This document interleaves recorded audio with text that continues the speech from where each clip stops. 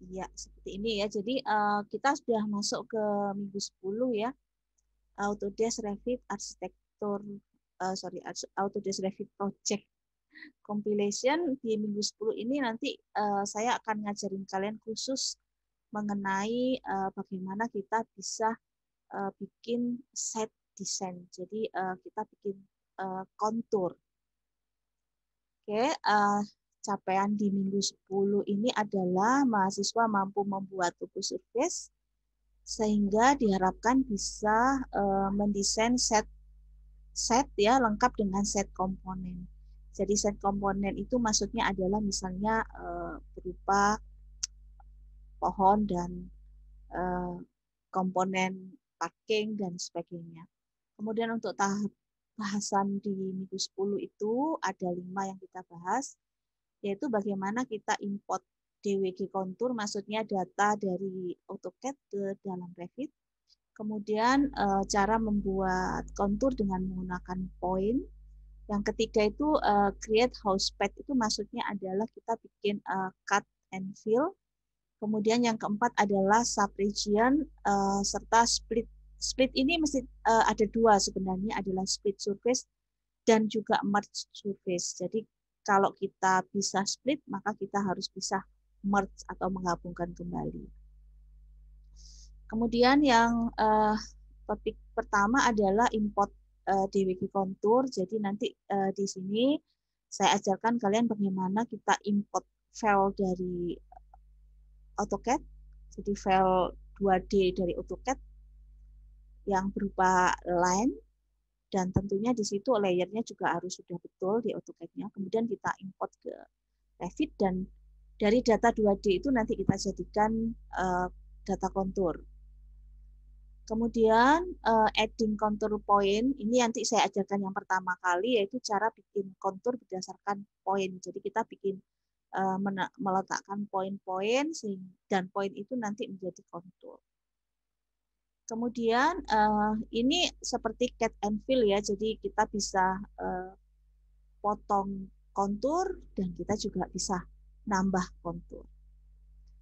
Kemudian ini adalah subregion. Jadi untuk subregion, misalkan di kontur itu kita nanti akan bikin di sini ya, misalkan jalan ya, jalan ya. Jadi nanti ada cara bagaimana kita menggambar bagian dari jalan tersebut di atas kontur, yaitu dengan perintah namanya subregion. Kemudian split surface. Jadi kontur itu kita bisa split. Split itu maksudnya kita bisa potong ya. Jadi kalau kita mempunyai kontur dan kita membutuhkan konturnya tidak semua kontur, kita potong dengan menggunakan perintah namanya split surface. Kemudian kalau kita bisa split, ya kita bisa potong, artinya kita juga harus bisa merge. Merge itu menggabungkan kembali ya objek kontur yang tadi kita potong. Kemudian di sini saya juga akan ngajarin kalian cara menggunakan set komponen.